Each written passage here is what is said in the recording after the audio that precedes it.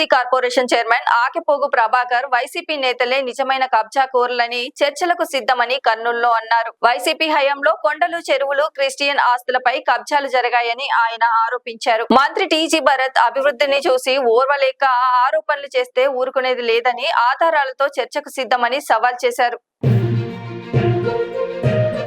మరి నిన్న సాక్షి పేపర్లో వచ్చినటువంటి కథనాలు కానీ వైఎస్ఆర్సీపీ నాయకులు అయినటువంటి నంద్యాల, కర్నూలు పార్లమెంటు, అదేవిధంగా మేయర్ ఇచ్చినటువంటి మరి స్టేట్మెంట్ చూస్తూ ఉంటే నవ్వేస్తూ ఉంది.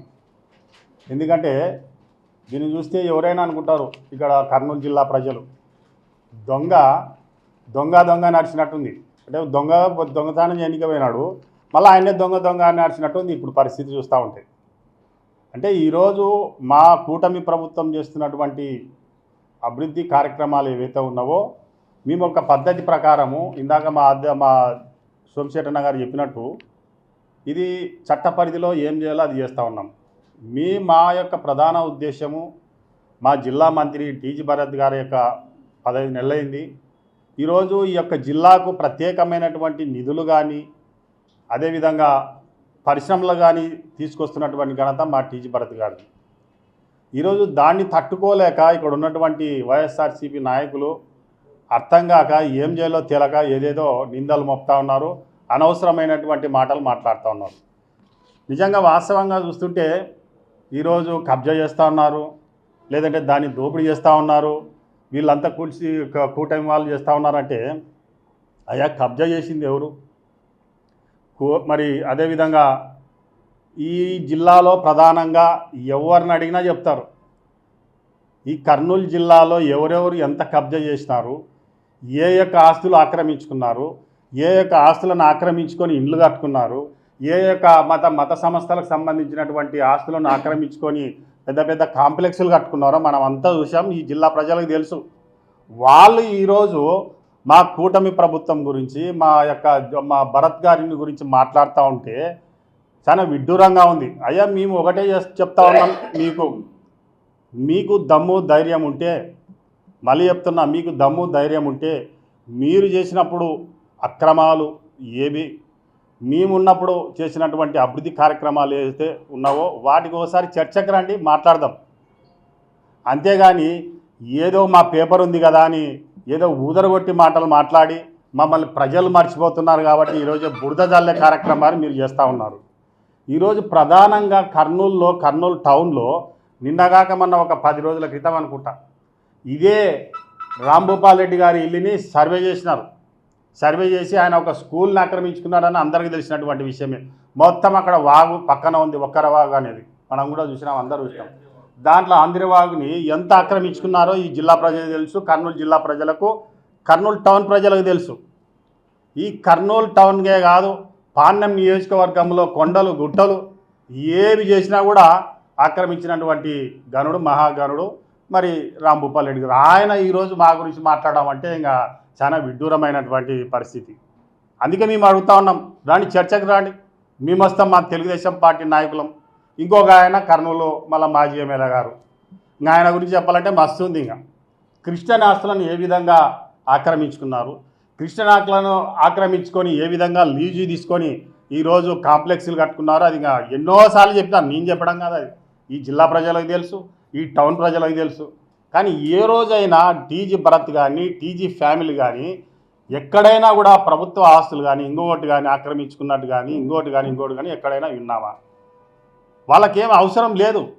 ఈరోజు అంతా ఉన్నా కూడా ఈరోజు రాష్ట్రంలో ఒక మంచి పోర్ట్ఫోలియో ఇచ్చి ఈ యొక్క జిల్లాను అభివృద్ధి చేయాలనే ఉద్దేశంతో ముందు పోతూ ఉంటే దాన్ని చూసి తట్టుకోలేక రకరకాలుగా మరి ఈ విధమైనటువంటి మాట్లాడుతున్నారు. బీ క్యాంప్కి సంబంధించినటువంటిది మనం చూసాం, దాదాపుగా 60-70 సంవత్సరాలు అవుతూ ఉంది. అది దానికి ఏ విధంగా లీగల్ పొజిషన్ పోలో దాన్ని ఏ విధంగా డెవలప్మెంట్ చేయాలో ప్రభుత్వం చూసుకుంటుంది. మీరు ఏదైనా ఉంటే ఏదో గాలి మాటలు మాట్లాడి బురద తల్లి ఓడం కాదు, ఆధారాలు చూపించండి, ప్రజల ముందు పెడదాం. అది ఎవరికి ఉపయోగపడుతుంది, ఏ విధంగా ప్రజలకు ఉపయోగపడుతుంది, ఈ యొక్క ప్రధానంగా కర్నూలు జిల్లా ప్రజలకు ఏ విధంగా ఈ యొక్క స్మార్ట్ సిటీని తయారు చేయడానికి ఉపయోగపడుతుందనే విషయాన్ని ఈరోజు ప్రజలకు తెలియజేస్తాం. అంతేగాని ఏదో కూర్చొని మాట్లాడడం అది మరి విచిత్రమైనటువంటి విషయం. బివి రామయ్య గారు ఆయన గురించి మాట్లాడతాడు. ఆయన గురించి ఎంత తక్కువ మాట్లాడితే అంత మంచిది. ఆయన మేయర్గా ఏం చేసినాడో మనం అంతా చూసాం. ఆయన చేసినటువంటి అక్రమాలు ఇంకా దండి ఉన్నాయి. లాస్ట్కి వచ్చి మా నాయకుల నుంచి కాళ్ళు పట్టుకొని అయ్యా మాకు ఏదో తప్పైంది మమ్మల్ని ఏం చేయొద్దని. అటువంటి నాయకులు ఈరోజు మా భరత్ గారిని గురించి మా ప్రభుత్వాన్ని మా కూటమి ప్రభుత్వాన్ని గురించి మాట్లాడడం ఇది చాలా మరి క్షమించరానిది. మీ మీద చూస్తూ ఊరుకోం. మీరు ఈ విధంగా మాట్లాడితే మేము మళ్ళా ఒకటి చెప్తా ఉన్నాం, మీకు దమ్ము ధైర్యం ఉంటే నిజాయితీ ఉంటే రండి, ఇదే కొండారెడ్డి బుర్జి కాడ చర్చకు పెడతాం. ఈ జిల్లాలో ఏం చేసినారు, మీరేం చేసినారు, మీరు ఏ విధంగా కబ్జాలు చేసినారు, ఏ విధంగా లీజులు తీసుకున్నారు 99 సంవత్సరాలకు, అవన్నీ బయట మా దగ్గర ఉన్నాయి. మీకు తెలియక కాదు, అందరికీ తెలుసు. అవి ఇక్కడ ఉన్న జిల్లా ప్రజలకు టౌన్ ప్రజలకు అందరికీ తెలుసు. మరి దీన్ని ఏమంటే మీరు మళ్ళా దీన్ని బయట పెట్టుకుంటున్నారు. ఒక గెలుక్కొని మీరందరికీ మీరే ఈరోజు అదే మళ్ళా ఇది పెడుతున్నారు అనే విషయాన్ని మీరే గెలుకొని బయట పెట్టుకుంటున్నారు. కాబట్టి మేము ఒకటే చెప్తా ఉన్నాం, మీరు ఇటువంటి మానుకోండి తప్పుడు ప్రచారాలు. మీరు చేసినంత మాత్రాన ప్రజలను నమ్మే స్థితిలో లేరు. అసలు ఆ స్టేట్మెంట్ చూస్తేనే నవ్వుకుంటున్నారు ఈరోజు జిల్లా ప్రజలు.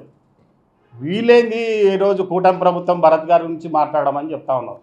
కాబట్టి మేము ఇక్కడ ఉన్నటువంటి వైఎస్ఆర్పి నాయకులకు ఒకటే చెప్తా ఉన్నాం, మీరు చేసినటువంటి అక్రమాలు బయట తీస్తాం.